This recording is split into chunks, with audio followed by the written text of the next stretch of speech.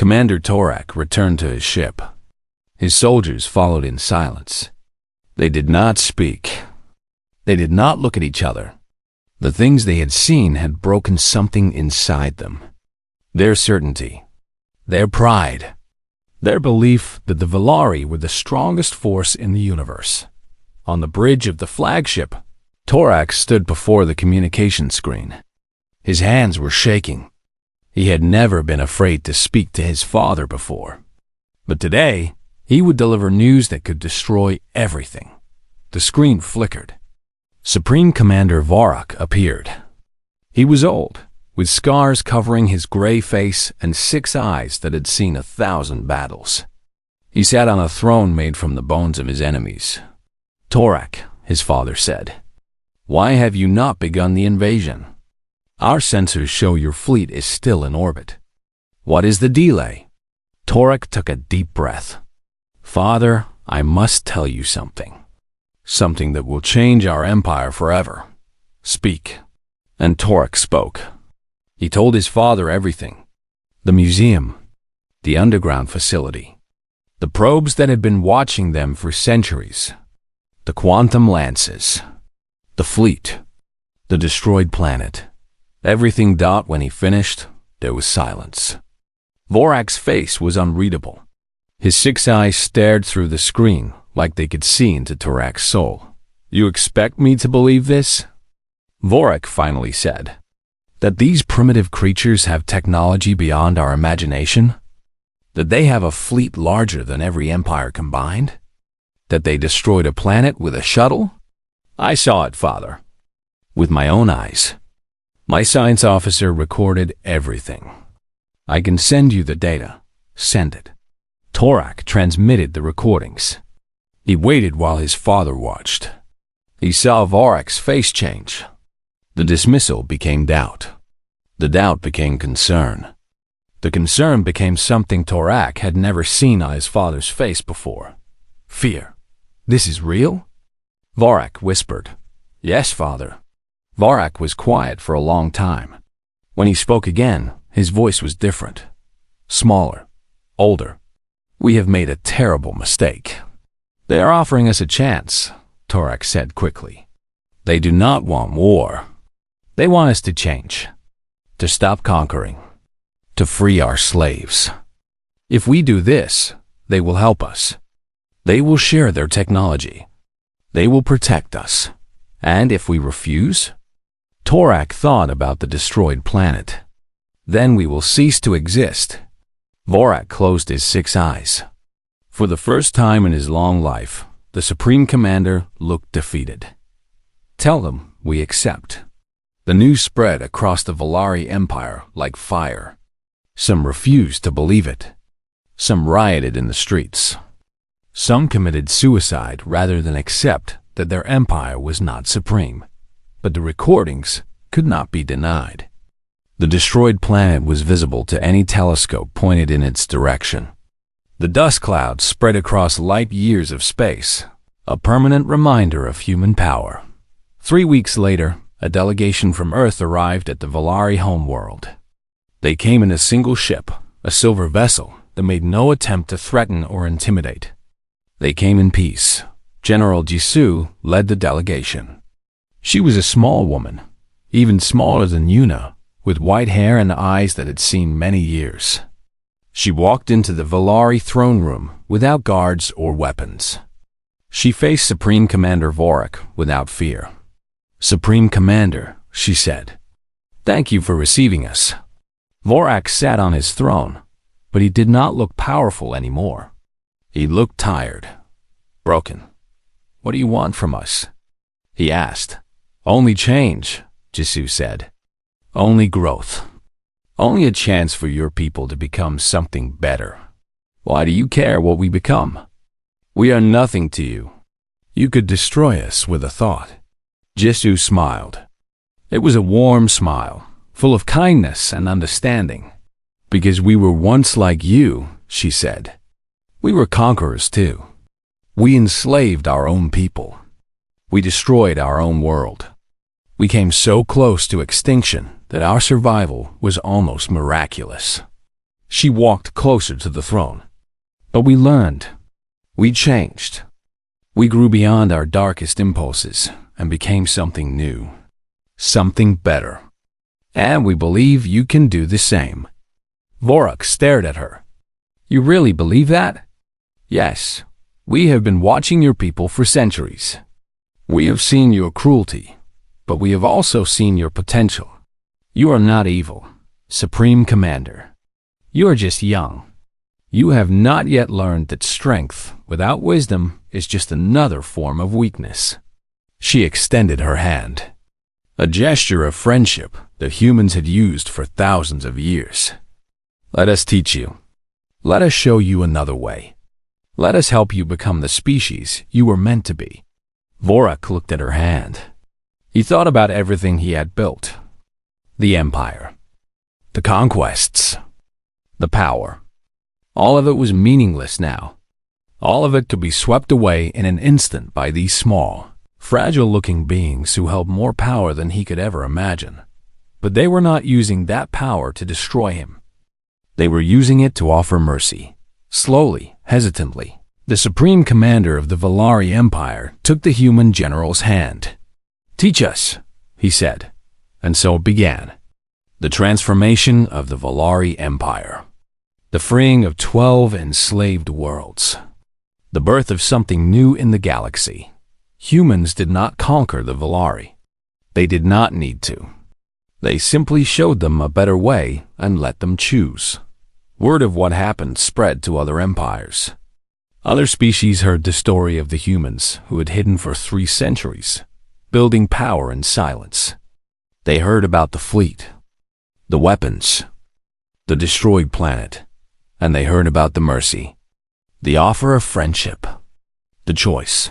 One by one, the aggressive empires of the galaxy began to change. Not because they were forced to, not because they were conquered, but because they understood the truth. Humanity was the supreme force. Not because they could destroy anyone who challenged them, but because they chose not to dot in a galaxy filled with predators. Humans were something new. They were guardians, protectors, teachers. They had looked into the darkness of their own nature and emerged stronger. They had built weapons that could end worlds, but they used them to enforce peace. They were the answer to a question the galaxy had never thought to ask. What happens when the strongest species chooses to be kind? Yuna returned to her office in Seoul after the delegation came home. She stood by the window and looked up at the stars. So many worlds out there. So many species. So many possibilities. We did it, Don said beside her. He was no longer nervous. He stood tall and proud. We actually did it. We did, Yuna agreed. But this is just the beginning. The galaxy is a big place. There will be other challenges. Other tests. Do you think we are ready? Yuna thought about everything humanity had survived. The ice ages. The plagues. The wars. The almost extinction events. The centuries of hidden preparation. We have always been ready, she said. We just needed the rest of the galaxy to catch up. She turned away from the window and walked toward the door. There was work to do. Treaties to sign. Alliances to build. A galaxy to heal. The aliens had made first contact expecting to find primitives. Instead, they found the supreme force of the galaxy. But what made humans truly supreme was not their weapons or their technology. It was their choice. Their decision to use their power for protection instead of conquest. Their willingness to show mercy when they could have chosen destruction. That was the real strength of humanity. That was the truth the galaxy was finally learning. And the universe would never be the same. The door led to another elevator. But this one moved differently. It did not just go down. It moved sideways, then up, then in directions that Tarak's mind could not understand. His science officer looked at his scanner in confusion. Commander, we are moving through dimensions that should not exist. This is impossible. Many impossible things are happening today. Torak muttered. The elevator stopped. The doors opened to reveal darkness. Complete, empty darkness. Torak could see nothing at all. Then Yuna stepped forward, and lights began to turn on. What Torak saw made him fall to his knees. They were standing in a hangar. But this was not just any hangar. It stretched for miles in every direction. And it was filled with ships. Thousands of ships. Tens of thousands of ships. Ships that made his warships look like toys. Each human vessel was massive, covered in smooth silver armor that seemed to glow with inner light. They had no visible weapons, but Torak could feel the power radiating from them. It was like standing next to a star. The energy was overwhelming. "This is just one hangar," Yuna said quietly. "We have 47 more like it, hidden in pocket dimensions around the solar system." Torak could not speak. He could not breathe. His soldiers had dropped their weapons. Some of them were crying. A man walked toward them from the nearest ship. He was tall and strong, with broad shoulders and a confident stride. He wore a black uniform with gold symbols on the chest. His face was calm, but his eyes burned with fierce intelligence. "Commander Torak," he said, "I am Admiral Sunwoo. I command the First Fleet of the Human Defense Force." Torak managed to stand up again, though his legs still shook. "How many ships do you have? In total? Across all fleets?" Sunwoo thought for a moment. "Around 400,000 combat vessels. Plus another 1,000,000 support ships." 400,000, Torak repeated. The Valari Empire had 400 warships, total, in their entire empire. Each one of our ships carries quantum lances, reality anchors, dimensional shields, and weapons your science has not even imagined yet, Sunwoo continued. "A single ship from my fleet could destroy your entire armada without taking damage." He gestured toward the vast hangar. "And I have 50,000 ships under my command alone." Torak felt like he was drowning. Everything he believed was crumbling around him. The Valari were not conquerors. They were not strong. They were children playing at war, and they had just walked into the home of giants. "Why?" Torak asked. "Why build all of this if you do not want to conquer?" Admiral Sunwoo's expression changed.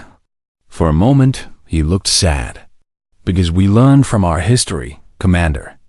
We know what happens to species that cannot defend themselves. They are enslaved, exploited, destroyed. We refuse to let that happen to our people." He walked closer to Torak. "But we also know what happens to species that seek only power. They become monsters. They lose their souls. They destroy everything they touch, including themselves. So we chose a different path," Yuna added.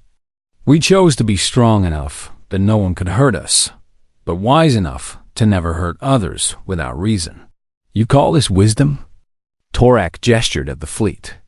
"This is the greatest military force in the galaxy. You could rule everything."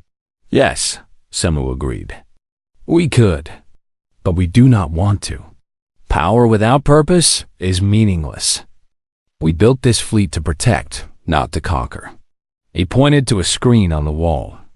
It showed a map of the galaxy, with different colors representing different empires. The Valari territory was marked in red. "We have been watching your people for a long time," Sunwoo said. "We know what you do to the species you conquer. Slavery, exploitation, cultural destruction. You take everything and give nothing back." Torak wanted to argue, but he could not. It was true. The Valari way was domination. The weak served the strong. That was how it had always been. "We have discussed what to do about the Valari many times," Yuna said. "Some wanted to destroy you before you became a threat. Others wanted to help you evolve into something better. We argued for decades. In the end, we decided to wait," Director Park said. He had followed them into the hangar. We wanted to give you a chance to change on your own.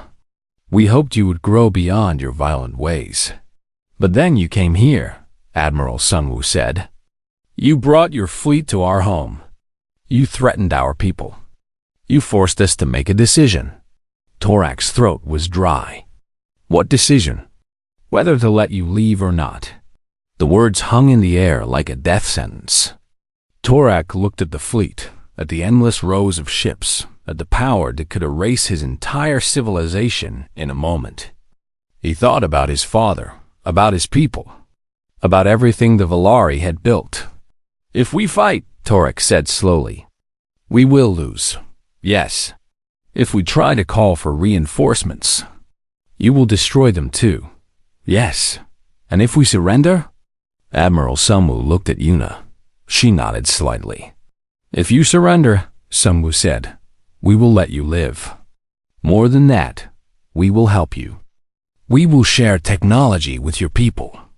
We will teach you better ways. We will show you that there is more to existence than conquest and domination. But there is a condition, Yuna added. What condition? You must change. Your empire must stop conquering. You must free the species you have enslaved. You must learn to live in peace with your neighbors. If you refuse, if you continue your old ways, we will stop you, permanently. Torak thought about this. It was not really a choice. It was an ultimatum. Change or die.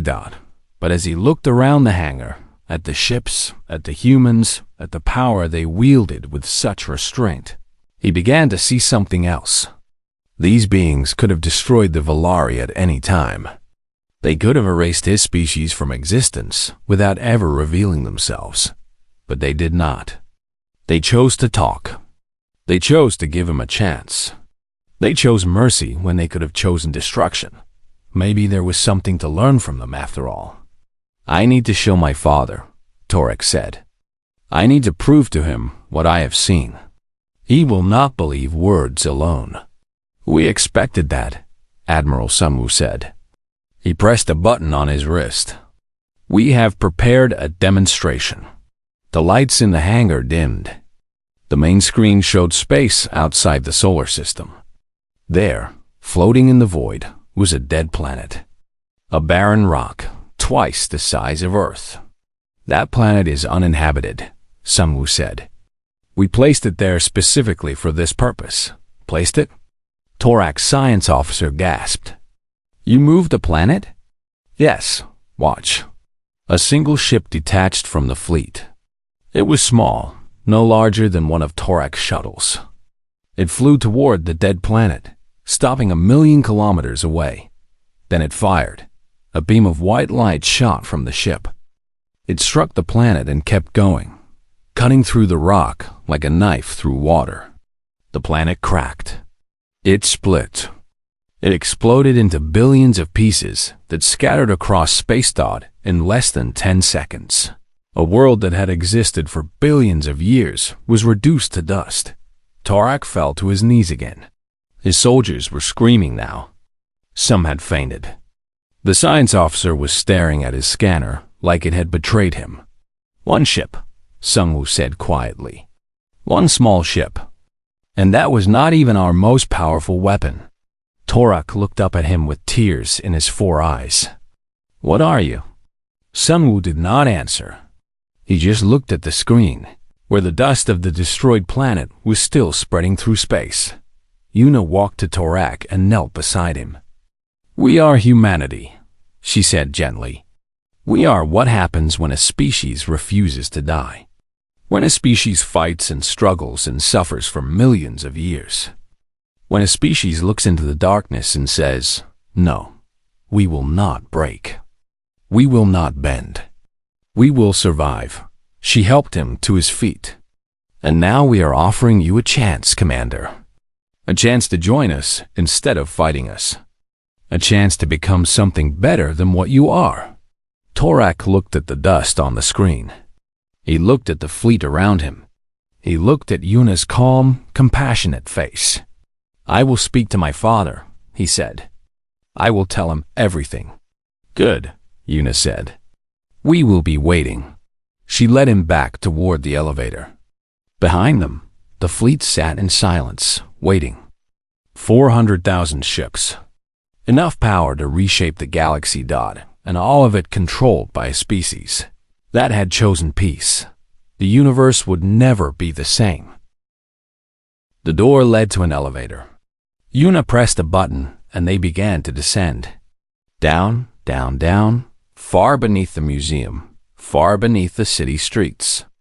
Torak counted the seconds. They fell for almost 2 minutes before the elevator stopped. The doors opened to reveal a long corridor made of smooth white metal. Blue lights lined the ceiling. The air was cold and clean, nothing like the dusty museum above. This place was new. This place was advanced. What is this? Torak demanded. His soldiers raised their weapons, suddenly alert. This is where we keep the truth, Yuna said. She walked forward without fear. Please, follow me. They walked down the corridor. Doors lined both sides, each one marked with numbers and symbols that Torak did not recognize. His science officer was scanning everything, and his face grew more confused with each reading. Commander, the officer whispered, these walls are made of materials I cannot identify. The energy readings are extremely high. This technology should not exist on a primitive planet. Torak said nothing, but his 4 eyes were wide open. They reached a large room at the end of the corridor. Inside, dozens of humans sat at glowing screens, monitoring data that scrolled past too fast to read. In the center of the room stood a massive holographic display showing the Milky Way galaxy in perfect detail. A woman turned from one of the screens and walked toward them. She was younger than Yuna, with long black hair and glasses. She wore a white coat like a scientist. Ambassador Yuna, she said. I see you brought our guests. Yes, Dr. Hannah. Please show Commander Torak what we have been doing. Hannah looked at the alien commander.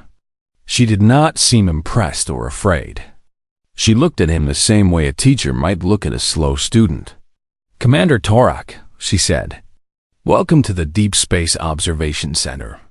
This facility has been operational for 300 years. 300 years? Torak laughed. That is impossible. 300 years ago, humans had not even invented proper electricity. That is what we wanted everyone to believe, Hannah said. She walked to the holographic display and touched it. The image zoomed in on a section of the galaxy. We have been watching the stars since before your great-grandfather was born. We have mapped every system within 10,000 light years of Earth. We know where every species lives. We know their technology levels. We know their military strength. She pointed to a cluster of stars. The Valari Empire. 12 conquered worlds. 400 warships. Population of 80 billion. Current government structure. Military dictatorship under Supreme Commander Varak, your father. Torak's blood went cold. How did they know this? His father's name was not public knowledge. The true size of the Valari fleet was a closely guarded secret. These humans knew things that even most Valari did not know. How? He managed to say. We have probes everywhere, Hannah explained. Tiny machines, smaller than your eye can see. They float through space, recording everything. We launched the first ones 250 years ago. Since then, we have watched the galaxy grow and change. We watched the Valari conquer their first planet. We watched your father take power. We watched you become a commander. She smiled. We even watched you plan this invasion, Commander. We knew you were coming 6 months before you left your home world. Torak felt dizzy. This was impossible. This could not be real. The Valari were masters of stealth and secrecy. No one could spy on them without being detected. No one. If you knew we were coming, Torak said slowly, why did you not prepare defenses? Why did you not run? Yuna answered this question. Because we did not need to run, Commander. And we did not need to prepare defenses. We were never in danger. What do you mean? Hannah touched the display again. The image changed to show Earth, but it was surrounded by thousands of small dots. Each dot pulsed with light. These are our satellites, Hannah said. Defense satellites. Each one carries weapons that your people have never seen. Weapons that could destroy your entire fleet in seconds. I do not believe you, Tarek said, but his voice shook. You do not have to believe me. I will show you. She pressed a button. One of the dots on the display lit up bright red. A beam of energy shot out from it, faster than light, and struck a small asteroid floating near Earth's moon. The asteroid exploded into dust. The screens around the room showed the explosion from multiple angles. It happened in less than a heartbeat. One moment the asteroid existed. The next moment it was gone. Torak's soldiers backed away from the display. Fear was visible on their faces now. They had never seen a weapon like this. Nothing in the Velari arsenal could match that speed or power. We call it a quantum lance, Hannah said casually. It fires a concentrated beam of exotic particles that ignores shields and armor. We have 12,000 of them orbiting Earth, plus another 100,000 hidden throughout the solar system. Why? Torak whispered. If you have this power, why hide? Why pretend to be primitive? This time, a new voice answered. It was deep and old, and it came from behind them. Torak spun around to see an elderly man walking into the room. He had white hair and a wrinkled face, but his eyes were sharp and strong. He walked with the help of a cane, but each step was firm and certain. Because we wanted to be left alone, the old man said. I am Director Park. I have led this facility for 40 years. He stood before Torak, looking up at the massive alien without any fear. 300 years ago, we discovered that the galaxy was full of life. Hundreds of species, thousands of civilizations, all fighting for power and resources. We saw empires rise and fall. We saw species go extinct. We saw war after war after war. He shook his head sadly. We did not want to join that chaos. We did not want to become another empire fighting for territory. So we made a choice. We chose to hide. We chose to watch. We chose to grow strong in silence. You built all of this in secret? Torak asked. Yes, our governments worked together for the first time in history. We put aside our differences and focused on one goal, protecting humanity. We built facilities like this all over the world. We developed technology that the rest of the galaxy could not imagine. We prepared for the day when someone would find us. And we waited, Yuna added. We waited for 300 years, watching, learning, getting stronger every day. Torak looked around the room again. He saw the screens, the technology, the calm confidence on every human face. He thought about the quantum lances orbiting above.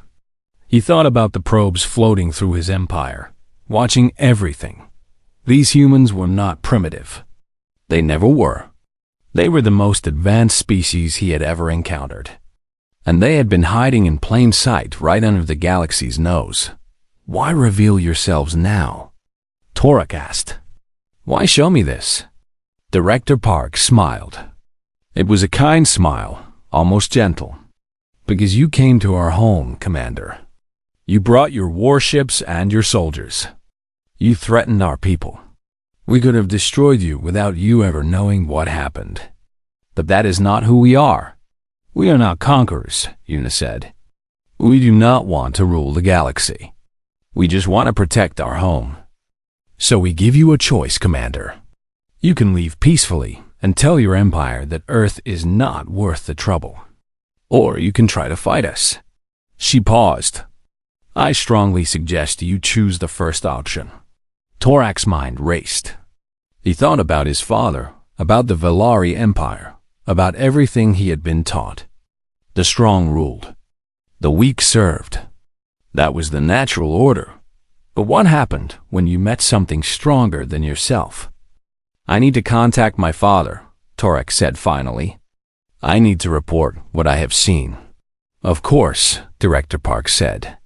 We expected that. But before you do, there is one more thing we should show you. More? Torak could barely process what he had already learned.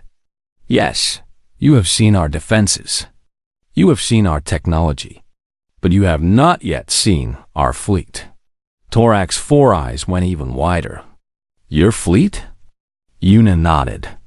Our fleet. Come, Commander. It is time you understood exactly what you are dealing with. She walked toward another door on the far side of the room. Torak followed her, his legs feeling weak beneath him. His soldiers came behind, silent and afraid. Whatever waited beyond that door, Torak knew it would change everything. Again, he was right. Yuna led Commander Torak and his soldiers through the empty streets of Seoul. The city was silent. No cars, no people, no sounds except for the heavy footsteps of the alien soldiers. Their boots echoed against the concrete like drums of war. Torak looked at the buildings around him. They were tall, covered in glass and steel. Lights blinked in the windows. Strange symbols and pictures decorated the walls. He had seen cities before on many planets. This one was not special. It was just another collection of primitive structures. Where are you taking us? Torak demanded. To a place where you can learn? Yuna said without turning around. Learn? We do not need to learn anything from you. You will change your mind. They arrived at a large building with white walls and a flat roof. The sign above the door showed words in the human language. Torak's translator device told him it said, National History Museum. A museum? Torak laughed. You want to show us your history? We do not care about your past. We only care about your future, and your future is serving us. Yuna stopped at the door. She turned to face him. Commander, you came to this planet expecting an easy conquest. You looked at our technology and decided we were weak. But technology is not the only measure of a species. Come inside. See what we are made of. Then decide if you still want to challenge us. There was something in her voice that Torak did not like. It was not fear. It was not anger. It was confidence. Deep, unshakable confidence.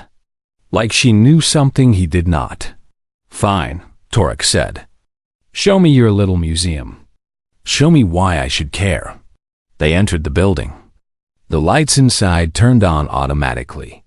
The walls were lined with displays, pictures, and artifacts behind glass cases. Torak's soldiers spread out, looking at everything with curiosity and confusion. Yuna walked to the first display. It showed a painting of humans fighting with swords and spears. This is our ancient history, she said.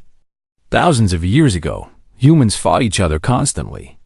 Tribes against tribes. Kingdoms against kingdoms. We killed each other over land, food, beliefs, and power. So you are violent, Torak said. This is not surprising. Many species are violent. We are not just violent, Commander. We are survivors. Look here. She moved to another display. This one showed images of disease, famine, and natural disasters. Dead bodies piled in streets. Entire cities burning. Throughout our history, we have faced extinction many times. Plagues killed millions of us.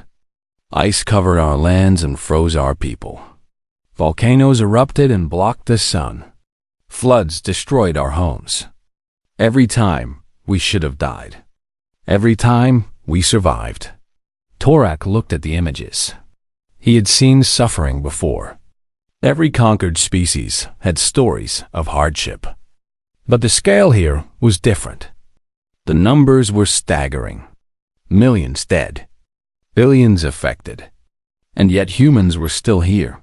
You are persistent, Torak admitted. But persistence does not win wars. No, Yuna agreed. Adaptation wins wars. And that is what humans do best. We adapt. She led him to another section of the museum. This one showed weapons. Swords turned into guns. Guns turned into missiles. Missiles turned into nuclear bombs. In less than 100 years, we went from riding horses to flying through space, Yuna said. In less than 50 years, we went from simple bombs to weapons that could destroy entire cities in seconds.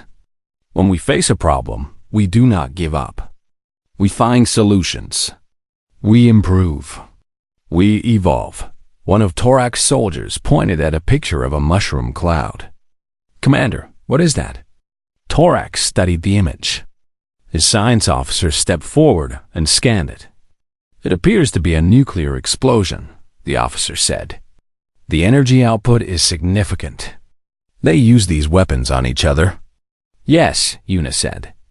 Twice. In a war that happened less than 100 years ago.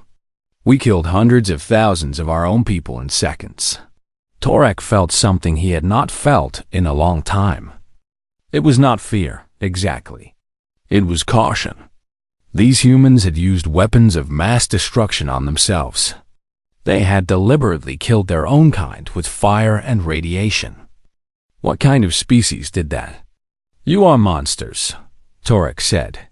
Perhaps, Yuna replied. But we are honest monsters. We do not hide what we are. We know our darkness, Commander. We have looked into it many times, and we have learned to use it. They moved to another section. This one showed wars. World War I, World War II, Vietnam, Korea, the Gulf, Afghanistan. Countless conflicts, countless deaths. Humans fighting humans with increasing efficiency and brutality. Captain Minho was waiting for them there. He was a tall man with a serious face and gray hair. He wore a military uniform with many medals. He stood straight and still, like a statue. Ambassador, he said, nodding to Yuna. Is this the alien commander? Yes. Captain Minho, please explain to Commander Torak about our military history. Minho looked at Torak with cold eyes. You want to conquer us. Many have tried. All have failed. Many have tried? Torak repeated. You have never met aliens before us. I am not talking about aliens. I am talking about ourselves. Throughout history, empires have risen and tried to conquer the world. The Romans, the Mongols, the British, the Nazis. Every single one of them failed. Do you know why? Torak did not answer. Because humans do not surrender, Minho continued. We fight. Even when we are losing. Even when we have no chance. We fight until the last person is standing. We fight even after we should be dead. It is in our nature. It is in our blood. He pointed to a display showing soldiers in trenches, covered in mud and blood. In our First World War, millions of young men charged into machine gun fire, knowing they would die. They did it anyway, day after day, year after year. Another display showed planes crashing into ships.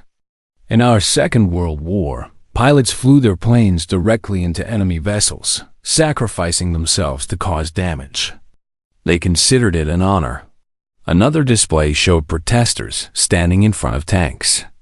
Our people will stand against impossible odds, armed with nothing but their bodies and their will. They would rather die than submit. Torak felt the caution growing stronger. He had conquered species that were stronger than humans. Species with better weapons, bigger armies, more advanced technology. But none of them had this quality. This willingness to suffer and die without end. This refusal to accept defeat. You are trying to frighten me, Torak said. No, Yuna said. We are trying to warn you. You came here thinking we were prey. You thought you would demand our surrender and we would obey. But you do not understand what you are dealing with. She stepped closer to him. Her small body seemed to grow larger somehow. Her calm eyes burned with something ancient and dangerous. We are not prey, Commander. We are predators. We have been hunting and killing since before your species learned to walk. Every animal on this planet fears us. Every ecosystem we touch, we dominate. Every challenge we face, we overcome. We are the most successful predators in the history of our world. And now, Minho added, you have come to our home. You have threatened our people. You have made demands. Commander, do you really think that was wise? Torak looked around the museum. He saw the weapons, the wars, the suffering, and the survival. He saw a species that had been forged in fire and blood. A species that did not know how to give up. For the first time in his long career of conquest, Commander Torak wondered if he had made a mistake. This changes nothing, he said, but his voice was less certain than before. We have superior technology. We have warships that can destroy your cities from orbit.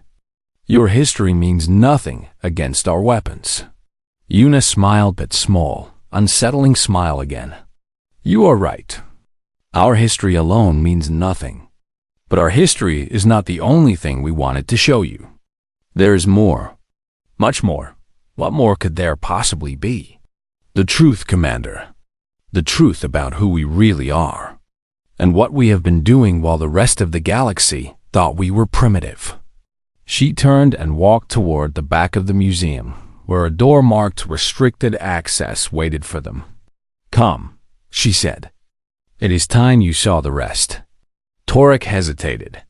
Every instinct told him to leave, to return to his ship, to burn this planet from space before these strange creatures could threaten him further.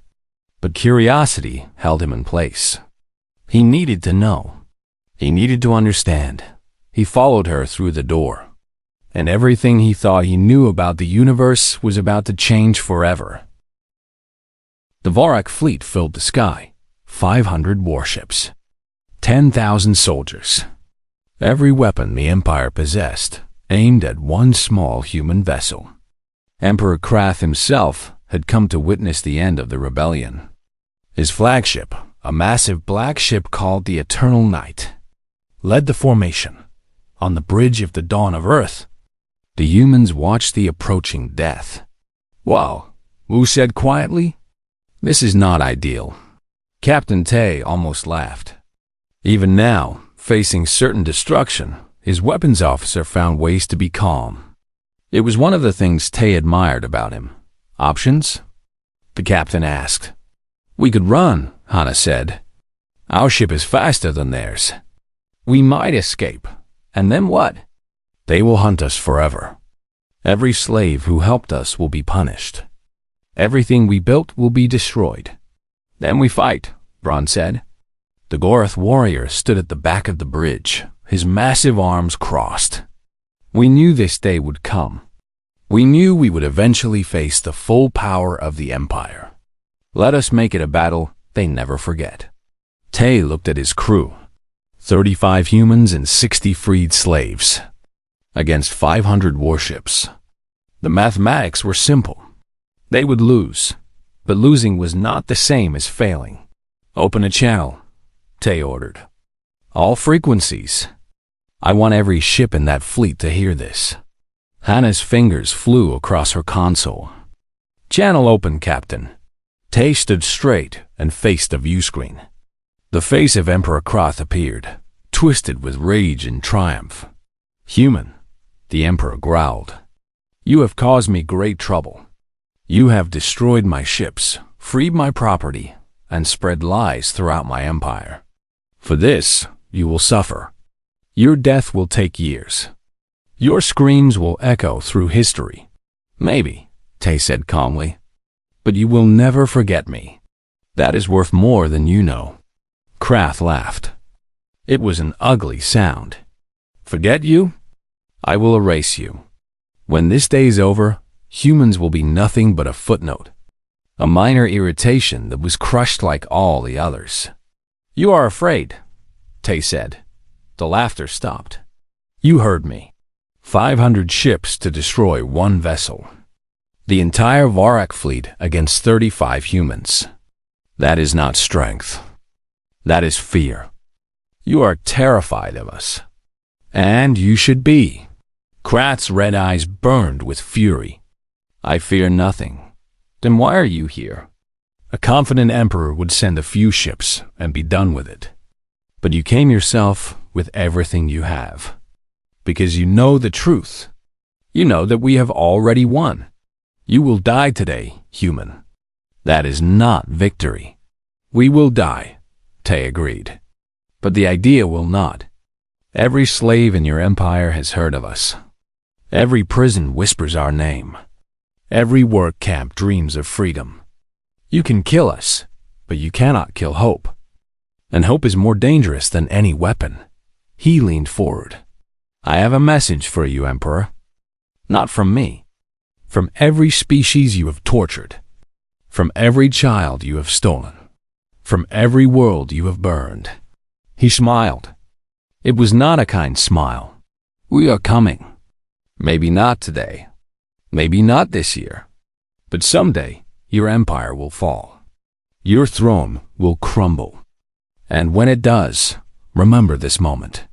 Remember the day 40 humans looked at your entire fleet and did not flinch. Krath cut the transmission.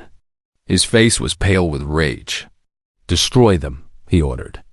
Now, the Vorak fleet opened fire. The dawn of Earth shook as energy beams struck its shields. Alarms screamed. Consoles exploded. The humans held tight and waited. Now, Tay said Hannah hit a button on her console.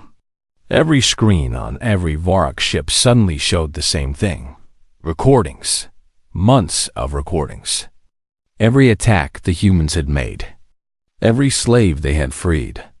Every Vorak soldier they had killed.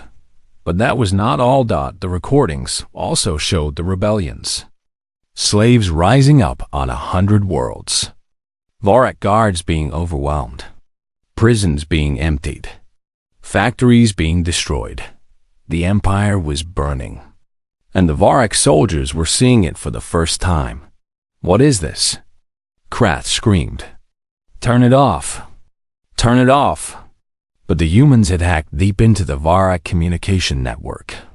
The broadcast could not be stopped. Every soldier, every commander, every citizen of the empire was watching their world fall apart. This is our victory, Tay said quietly. Not killing you. Showing everyone the truth. The Vorak are not gods. They are just bullies. And bullies can be beaten. The dawn of Earth was failing. Its shields were gone. Its engines were dying. Fire spread through its corridors. The humans knew they had minutes left. Wu walked to Captain Tay's side. It has been an honor, he said. The honor was mine, Tay replied. Hana joined them. Then Braun. Then Kira. Then every human and freed slave on the ship. They stood together on the burning bridge, watching the Vorak fleet approach. I am sorry I could not take you home, Tay said to Kira. She shook her head. You did take me home. For the first time in my life, I was free. I belonged somewhere. I belonged with you. The Vorak flagship moved closer. Krath wanted to watch the final destruction personally. His ship's weapons charged for a killing blow. Then something happened. A Vorak cruiser broke formation. It turned its weapons not on the human ship, but on the ship next to it. Another Vorak ship. More ships followed. Then more. Within minutes, the Vorak fleet was firing on itself. Krath watched in horror as his own soldiers turned against each other. The broadcast had done its work. The soldiers had seen the truth. They had seen that the Empire was weak, that their enemies were winning, that their masters had lied to them for centuries. Some wanted to fight for the Emperor. Others wanted to join the rebellion. Most just wanted to survive. The battle that followed was chaos. In the confusion, a small shuttle launched from the dawn of Earth. Hana was piloting. Only 10 humans and a handful of freed slaves were aboard. The rest had stayed behind to keep the ship running long enough for the others to escape. Captain, come on. Hana shouted through the radio. Tay stood alone on the bridge. Around him, his crew lay wounded or dying. The ship was breaking apart. "Get them to safety, Lieutenant." "That is an order." "Tay, tell the galaxy we were here. Tell them humans existed. Tell them we fought. That is all I ask." He cut the transmission. The shuttle flew through the chaos of the Varak Civil War. Hannah's eyes were blurred with tears, but her hands were steady. She would not let his sacrifice be wasted. Behind her, the dawn of Earth made its final move. Captain Tay aimed the dying ship at the Varak flagship. His engines screamed one last time. Emperor Krath saw what was happening. He ordered his ship to move. But it was too slow. It had always been too slow. The dawn of Earth struck the eternal night at full speed. Both ships exploded in a ball of fire that lit up the entire sector. Emperor Krath died without a throne, without an empire, without hope. The news spread across the galaxy within hours. The Emperor was dead. The Varak fleet was in ruins. The slaves were rising everywhere. Liberation came slowly at first, then faster. One planet after another threw off their chains. The Varak soldiers, leaderless and demoralized, surrendered or fled. Within a year, the empire was gone. Hana became a leader of the new Galactic Council. Braun rebuilt the Garth military as a force for protection, not conquest. Kira returned to Fanara and became a teacher, showing children what freedom meant. They built a memorial on the spot where the dawn of Earth had made its last stand. It was a simple structure, a silver pillar reaching toward the stars. On its base, one word was written in every language of the galaxy. Human. Visitors came from every world to see it. They brought their children, their elders, their hopes. They stood before the memorial and remembered the 40 beings who had changed everything. One night, Hana visited alone. She was older now. Her hair was gray, but her eyes were still sharp. "We did it, Tay," she whispered. "We actually did it. The galaxy is free. The children are growing up without chains. Hope is real again." She touched the cold metal of the memorial. "I miss you every day, but I know you are at peace. You finished what you started. You kept your promise." A small hand tugged at her sleeve. Hannah looked down. A Fanari child stood there, golden eyes wide with wonder. "Are you the fire from the void?" the child asked. "The one from the stories?" Hannah smiled. "I am just a human. The fire came from all of us. Will you tell me about them? The humans who saved the galaxy?" Hannah knelt down and took the child's hand. "Yes," she said. "I will tell you everything. And someday you will tell others. That is how heroes live forever, through stories."